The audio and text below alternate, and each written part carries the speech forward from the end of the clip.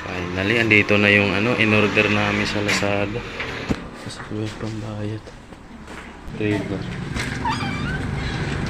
I-check mo yung package mo.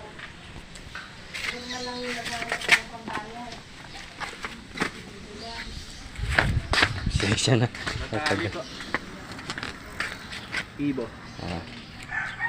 3434. Yeah.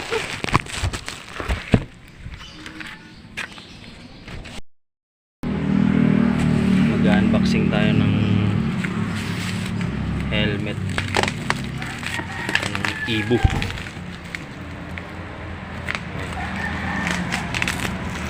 Teka lang. May sticker pa oh.